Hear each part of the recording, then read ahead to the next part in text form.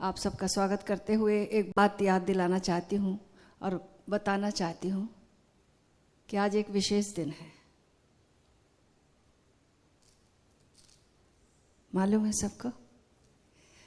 आप लोगों को, काफ़ी लोगों को मालूम है, कुछ मित्र नए हैं, उन्हें आज मालूम हो जाएगा कि आज का वो विशेष दिन जिस दिन भगवान श्री ओशो की माँ ने देह छोड़ा, उनकी पुण्यतिथि है आज। और इस पुण्यतिथि पर हम ओशो से और माता जी से ये प्रार्थना करते हैं कि हम भी आप की तरह इस देह से पार जाने में सक्षम हो सकें, वो कला हमें भी आ जाए जीते जी, ताकि हम जब मृत्यु की शैया पर हों तो वो जैसे आप विदा हुई वैसे हम भी विदा हो सकें, हंसते नाचते उत्सव मनाते। ओशो ने हमें मृत्यु को उत्सव बनाने की कला दी है और ऐसे बहुत मौके आए कि उन्होंने जो हमें सिखाया कि मृत्यु रोने की बात नहीं बल्कि उत्सव की बात है, तो वो अवसर जीने की भी घड़ियां आईं। बहुत लोग विदा हुए, बहुत प्राणों से प्यारे लोग विदा हुए। इस समय बात थी माता जी की, माँ की, जो उनके लिए शब्द ही नहीं है, लेकिन फिर भी कुछ तो शेयर करना है आप सबसे। तो 17 मई को एक दिन पूर्व उन्होंने, पहले वो बीमार हुई, उनको थोड़ा पैरालिसिस हो गया और वो पैरालिसिस हो गया तो एक मेडिसिन दी जाती है जिसमें कि ब्लड थिनर कहते हैं उसको, कि ब्लड को पतला करने की एस्प्रिन दवा दी जाती है। तो उससे वो उनकी ब्लीडिंग शुरू हो गई पूरे बॉडी में। कहाँ से ये अब नहीं कर सकते थे कि कहाँ से, क्योंकि पूरी बॉडी से ही, पेट में ही, और वो ब्लीडिंग बढ़ती गई और बढ़ती गई और बीच में फिर दवाइयाँ दी गई, फिर रुकी। तो वो बीमारी के दौरान भी मैं उनके पास थी हॉस्पिटल में, और जब उनको इतना रिलैक्स देखती थी, इतनी तकलीफ में भी उनका एक हाथ काम नहीं कर रहा था, तो बहुत उन्होंने इसको भी बहुत ही हंसी और खेल में और स्वीकार भाव में ले लिया और एक्सेप्टेंस उनकी देखने लायक थी। और उस उम्र में उनका एस्थेटिक सेंस, एक शब्द में कहूँ तो वो सत्यम शिवम सुंदरम की मूर्ति थी। क्यों? क्योंकि कुछ लोग हैं जो शिवम को पूजते हैं, शिवम के माध्यम से शिव की साधना करते हैं, शिवम में शुभ की साधना करते हैं। कुछ लोग हैं जो सत्य की साधना करते हैं और उसमें उनकी ऊंचाइयां आती हैं। कुछ लोग सुंदरम की, जैसे रविंद्रनाथ कह लो तो सुंदरम के लिए, तो जैसे गांधी जी कह लो तो शुभता के लिए, शिव की साधना, सत्य की साधना बहुत लोगों ने की। तो लेकिन उनको तो पूरा मैंने देखा कि सत्यम शिवम सुंदरम की वो एक प्रतिमा रही हैं। हर आयाम उनसे खिला। एस्थेटिक सेंस उनका इतना गहरा था कि मृत्यु की अंतिम घड़ी में भी मैंने उनको देखा कि वो एस्थेटिक सेंस बरकरार रहा। जब उनको लास्ट मोमेंट, जो कि उन्होंने कह दिया था कि आज ही सुबह की 4 बजे मैं अपना देह त्याग कर दूंगी, उसके पहले एक दिन पहले ठीक उन्होंने 15 की शाम को उन्होंने सुबह कहा, 15 की सुबह मुझसे कि प्रिया आज मैं बुद्धा हॉल में जाकर गीत गाना चाहती हूँ। मैं बोली माँ, आपकी तबीयत ऐसी और इतनी कमज़ोरी, आपको इतनी ब्लीडिंग हुई और बिल्कुल फ्रेजाइल हो, और आप गीत, और कभी उन्होंने गाया नहीं था, उन्होंने गीत लिखा उस अवस्था में, और उन्होंने कहा कि आज मैं शाम को बुद्धा हॉल में गाना चाहती हूँ। मैं बोली माँ आपको दिक्कत नहीं होगी? बोली आंखों में आंख डालकर मेरी बोलती हैं माँ किसकी हूँ मैं। मुझे लगा कि कुछ थोड़ा सा, कभी गाया नहीं, हेजिटेशन या कुछ और ऐसी फ्रजाइल स्थिति, लेकिन उन्होंने एकदम सारी बात मुझे कह दी कि जानती नहीं माँ किसकी हूँ मैं। बस बात खत्म हो गई। मैंने कहा ठीक है माँ चलेंगे। और फिर हम शाम को बुद्धा हॉल में ओशो के आगमन को जो समय वाइट रोब होता था उस समय हम गए 6:45 पर, और वहाँ पर 6:30 से वो शुरू हो जाता था, तो 6:45 बजे हम गए वहाँ पर। और सब जो म्यूजिशियन बैठे थे, पहली बार माँ म्यूजिशियंस के साथ खड़े होकर अपनी गीत को अपने हाथ में लेकर, और फिर उन्होंने गाना शुरू किया, गाया उस अवस्था में जब बिल्कुल ब्लड बॉडी में नहीं है, ऑलमोस्ट बिल्कुल सर्वाइवल से भी कम बात है बॉडी की। उस अवस्था में उन्होंने गीत गाया।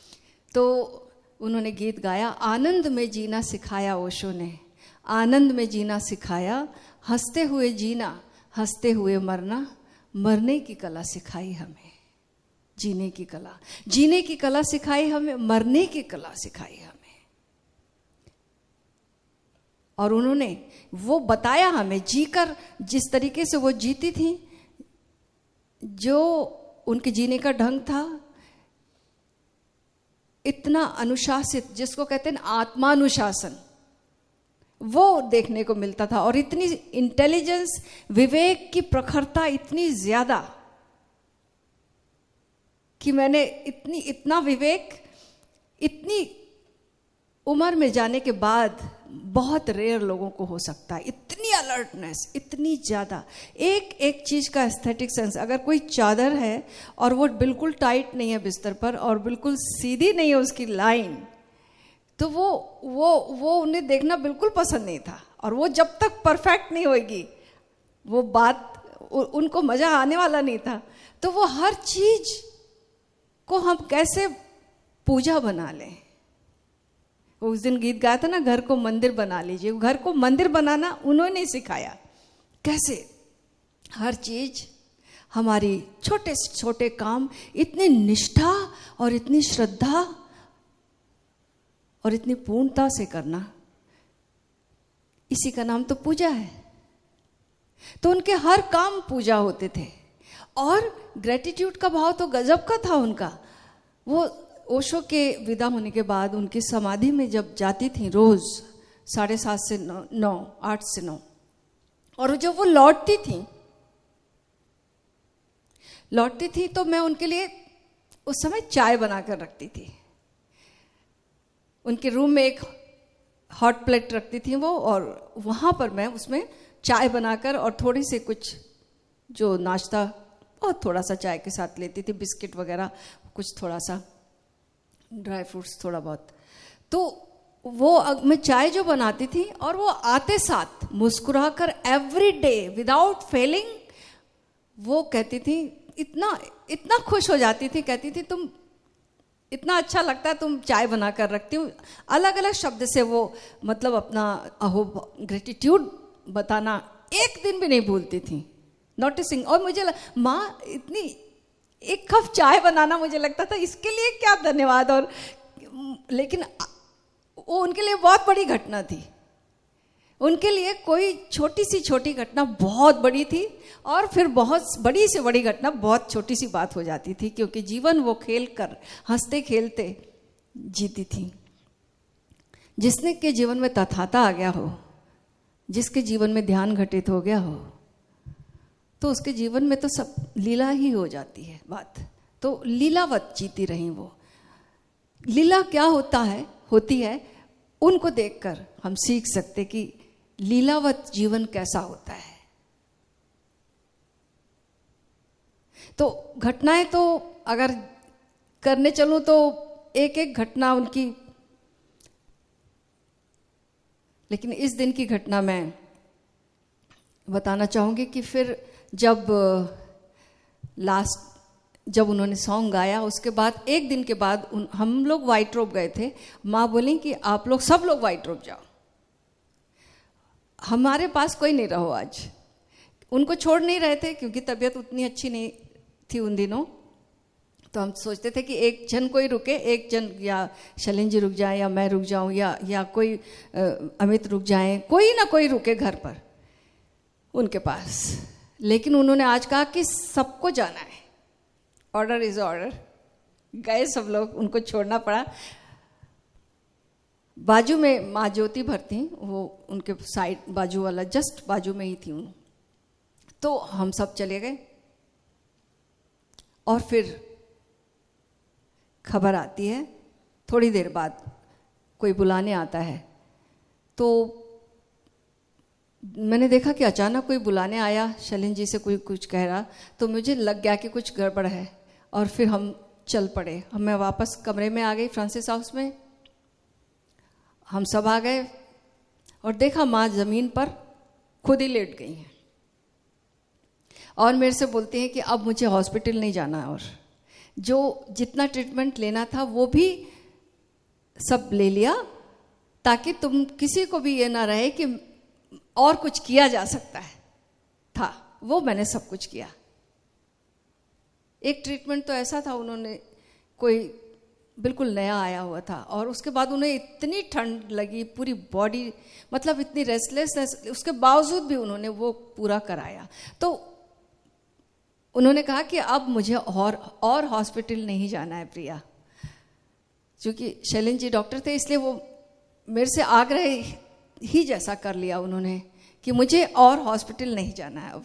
मैंने कहा ठीक है माँ, आप जैसा कहेंगे बिल्कुल वैसा होगा, आप कंफर्टेबल जिसमें है। हमने बिल्कुल अपने दिल को एकदम नहीं सुने, दिल की माँ की सुनी, माँ जो कह रही हैं, माँ का कंफर्ट जो कह रहा है वो। लेकिन माँ आप नीचे नहीं सोएंगी, आप उठें, आपको बिस्तर पर सोना होगा। फिर हमने उनको उठवाया और फिर उनको उनके बिस्तर पर लिटाया। उसके बाद उन्होंने कहा प्रिया अब हम कल 4 बजे देह छोड़ देंगे, अब ऐसा करो सब आश्रम में बोलो, सबको बुला लो, कीर्तन करेंगे सब। तो सारे आश्रम के वासी जितने लोग थे वो सब आ गए और सब ने कीर्तन लाइव शुरू किया। कीर्तन सब लोगों ने खूब कीर्तन किया। माँ बिस्तर पर लेटी हुई हैं क्योंकि अब उनको पूरा और इतनी उल्टी हुई ब्लड की कि पूरा निकल गया और अब और कहीं से भी सब कुछ पंचर हो चुकी थी, ये वेन्स वगैरह, तो और ब्लड दिए नहीं जा सक रहा था, कोई गुंजाइश ही नहीं थी। कितना प्रयास किया लेकिन कुछ हो नहीं सकता था।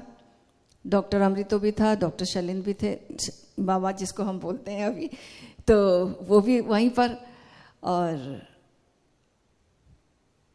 लेकिन कोई कुछ नहीं कर सकता था। सारे डॉक्टर, सारी दुनिया आ जाती तो कोई कुछ नहीं कर सकता था, क्योंकि माँ अब नहीं चाह रही थी कि अब और इस शरीर को कष्ट दिया जाए, क्योंकि ये एक्सेप्ट ही नहीं कर रहा था। अब कोई गुंजाइश नहीं थी इसमें ब्लड डाल दिया जाए, ब्लड ट्रांसफ्यूजन हो कुछ संभव नहीं था।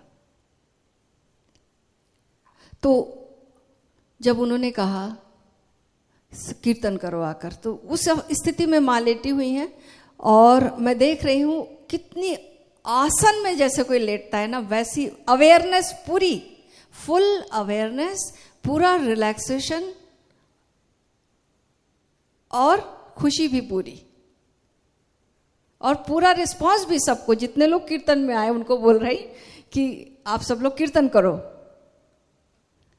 और शांत लेटी हुई हैं। कीर्तन हुआ, उसके बाद वो बोलती हैं कि अब सब लोग जाओ, अब मुझे अकेला छोड़ दो। नहीं, कुछ देर उन्होंने कहा शांत बैठ जाओ अब, और फिर सब लोग शांत बैठे, मौन बैठे कुछ देर। फिर अब कहा कि अब मुझे सब लोग चले जाएं और मुझे एकांत में छोड़ दिया जाए। सबको उन्होंने वापस भेज दिया। और उसके बाद उन्हें जब प्यास लगी, मैं देख रही हूँ कि उनका शरीर जो है कैसे पंजे बिल्कुल बर्फ की तरह हो गए। कितना भी उन पंजों को मला, कहते कि ब्रांडी लगाने से गर्म होता, तरह तरह की बातें थी कि करने से ब्लड सर्कुलेशन बढ़ेगा। लेकिन जब विदा ही हो रही है ऊर्जा, तो देखा कि कैसे पैर बिल्कुल पत्थर के हो गए और बिल्कुल जैसे बर्फ की शिला होती है, ठीक ऐसे ठंडे पूरे, और घुटने तक वो पैर हो गए। वो देख रही हूँ मैं कैसे धीरे धीरे, और हम लोग सब मल रहे हैं, पैर पकड़े हुए हैं, मल रहे हैं, उससे क्या होगा, लेकिन कर जो जिसको समझ में आ रहा वो हो रहा था। उसके बाद यहाँ तक का हिस्सा मैंने देखा कि बिल्कुल पत्थर का हो गया। मैंने एक एक पॉइंट पर देखा कि कैसे शरीर से प्राण ऊपर की ओर भागते हैं। फिर यहाँ तक शरीर उनका बिल्कुल पथरीला हो गया। फिर बोली, उस अवस्था में बोली, प्रिया पानी चाहिए। पानी उन्होंने, तो मैं तो हड़बड़ाई हुई थी, घबराई हुई थी, उतनी समझ, उतनी ध्यानस्थ नहीं थी मैंने पानी उनको बहुत घबराहट में किसी दूसरी ग्लास में दे दिया। उन्होंने वो पानी नहीं, बोलते तो अब कम बन रहा था, वो बताया इशारे से कि मेरे पॉट पे दो, मेरे पात्र में दो। उनका पात्र, वो एक छोटी सी वो चांदी की ग्लास में वो पानी पीती थी, उनकी एक ग्लास थी, बोली वो पात्र में मुझे पानी दो, वो रोज जिसमें पीती थी। यानी मैंने बदलकर उस पात्र में उन्हें ग्लास में पानी दिया। उन्होंने थोड़ा सा पानी, मैंने हाथ लगाया, उन्होंने पिया। और उसके बाद, क्योंकि वो सब शून्यता तो आ रही थी, तो उन्होंने उसके बाद भी अपना रुमाल वो तकिए के पास हमेशा रखती थी। उनकी हर चीज़ जो थी बिल्कुल सिस्टमेटिक थी। तकिए के पास उनका रुमाल होता था, वो बाम यूज़ करती थी, वो होता था, पट्टी होती थी आँख की, ये सब चीज़ें वो साथ रखती थी। उन्होंने अपना रुमाल उठाया, और उस अवस्था में जहाँ आदमी कैसा हो सकता है वो आप जानते हैं, लेकिन उस अवस्था में उन्होंने पूरा पानी जो लग गया था, जो मुंह से थोड़ा निकल रहा था, वो सब इतने एस्थेटिक सेंस से पोंछा, इसके लिए शब्द नहीं आए हैं, और वो सिचुएशन मैं क्रिएट भी नहीं कर सकती हूँ वो। लेकिन मैं शायद जन्म जन्मांतर तक नहीं भूल सकती हूँ, अगर और जन्म आए तो वो उन्होंने पोंछा, और उसके बाद फिर लेट गई। तो अंतिम मोमेंट तक अब बोल रही कि अब मैं मुझे बैठाओ। और फिर भैया ने, निकलंग भैया, उन्होंने अपना सहारा दिया। वो बैठी, वो बैठकर, वो चाह रही थी बैठकर विदा होना है मुझे, जैसे एक ज़ेन मास्टर अपनी मर्जी से अपने तरीके की मौत चुनता है। उन्होंने पूरा अपना ज़ेन वाला रूप भी दिखाया। तो माँ के लिए मैं जितना याद करूं, जितना रिलीव करूं, मेरे पास शब्द नहीं है। लेकिन एक तरह से वो एक लाइन में बोलूं तो माँ को मैंने जो उन्होंने गीत लिखा था, हंसते हुए जीना, हंसते हुए मरना, वो मैंने उनको देखा है। और कैसे लास्ट मोमेंट तक अवेयरनेस नहीं खोती। जागरण हमेशा, जैसे हम पिछले दिनों कह रहे थे ना कि ये भगवान बुद्ध कह रहे कि जब आनंद ने पूछा कि आप सोते हैं तो आप हिलते भी नहीं हैं, एक ही करवट, एक ही आसन। तो भगवान बुद्ध ने कहा कि तुम्हारा आनापान सती ठीक नहीं चल रहा लगता आनंद, नहीं तो तुम्हें, मैं जब सोता हूँ तो शरीर सोता है, जागरण तो बना रहता है, भीतर तो मैं जागा रहता हूँ, शरीर सोता है। तो इसलिए विचार नहीं है चूंकि, तो इसलिए शरीर भी हलन चलन नहीं, एक ही आसन रहती है सोने में भी। तो ऐसे मरूंगा भी, जब भगवान बुद्ध कहते, तो ऐसे ही शरीर मरेगा, मैं जागरण बना रहेगा, ये जागरण बना रहेगा, निरंतरता रहेगी, ये निरंतर रहेगा। वो जागरण बना हुआ कैसे रहता है, वो माँ ने हमें बताया अपने अंतिम क्षणों में कि कैसे जागरण बना रहता। अब आप जब वीडियो देखेंगे और उनका चेहरा देखेंगे, वो कैसा ध्यानस्थ चेहरा शरीर छोड़ने के बाद है।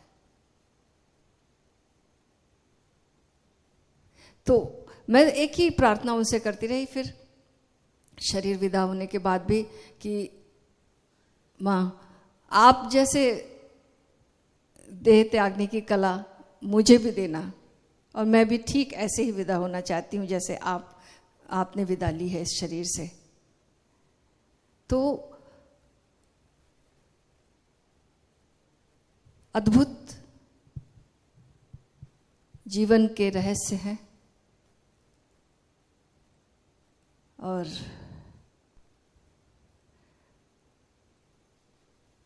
और कुछ याद आने को था और छूट गया सब पीछे। सत्यम शिवम सुंदरम की मूर्ति ममतामयी माँ अमृत सरस्वती, ओशो ने नाम भी उन्हें दिया अमृत सरस्वती। तो अमृत दिवस है उनका आज, उन्होंने दिखाया अमृत क्या होता है जी कर भी, और अंतिम क्षणों में देह के पार जाते हुए भी सिखाकर गई वो। जब वो, हाँ मैं ये कह रही थी कि जब मैं हॉस्पिटल में गई थी और उनके पैर दबाने लगती थी तो वो कहती बेटा ध्यान करो, बार बार कहती मत दबाओ बेटा ध्यान करो, बस एक ही प्रेरणा देती कि ध्यान करो ध्यान करो, और चिंता नहीं, तुम बस ध्यान करो। और उन्होंने ध्यान में जीकर और ध्यान में इस देह से पार होकर दिखाया हमें, सिखाया हमें। वो हमारे लिए जीवन के लिए प्रेरणा स्रोत तो हैं और मृत्यु के लिए भी प्रेरणा स्रोत है।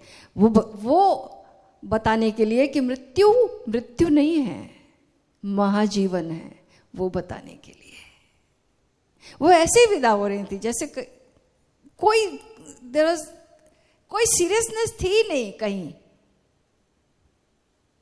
यानी लास्ट डे भी उन्होंने हर चीज को वैसे ही किया, यद्यपि शी वॉज नोइंग कि जाना है, लेकिन वो हर चीज को उन्होंने वैसी ही व्यवस्था से हर चीज को मुझसे करवाया, क्योंकि वो उस समय तो कर नहीं सकती थी, खाली बोल सकती थी, बता सकती थी और मुझे आदेश देती गई कि ऐसा ऐसा करो। हर चीज को प्रॉपरली रखवाया, करवाया, और जो उन्हें पसंद था वो उन्होंने बनवाया उस दिन मुझसे। कहा जो उनको पसंद थी एक सब्जी, बेसन उन्हें बहुत पसंद था, वो बेसन की सब्जी मैंने बनाई थी, पत्ता गोभी में बेसन डाल के एक डिश बनती है, वो मैंने बनाई, उन्हें पसंद थी। और फिर उनको रबड़ी बहुत पसंद थी, तो वो रबड़ी भी बनाई मैंने। और फिर उन्होंने कहा कि खाना तो थोड़ा सा ही चखा और बहुत खुश हुई, और फिर सबके लिए शाम से कह रही कि सबको खाना खिला दो, सबको खाना खिला दो। पता नहीं क्यों सब, मुझे लगा इतनी जल्दी क्यों है, इतनी जल्दी क्योंकि वो शी वाज नोइंग कि हम अब 7 बजे के बाद नहीं खा सकेंगे, तो वो 5 बजे से ही कह रही हैं सबको खिला दो प्रिया, सबको बोलो खा लें, क्योंकि वो जो चखने वाली बात थी ना, वो कि बनवाया था उन्होंने और खिलाना चाहती थी रबड़ी उनकी पसंद की सबको, तो वो कह रही हैं कि सबको खिलाओ, सबको बोलो कि खा लें, शलन को बोल दो, अमित को बोल दो, सबका नाम ले लेके सबको बोलो कि खाएं वो। और किसी की इच्छा तो नहीं हो रही थी उस समय, लेकिन फिर तब पता चला कि वो जो माँ वाला नेचर है कि बच्चे पहले खाना खा लें, ये भावना जो थी वो भी उस समय पूरी, क्योंकि अवेयरनेस अपनी पूर्णता पर थी।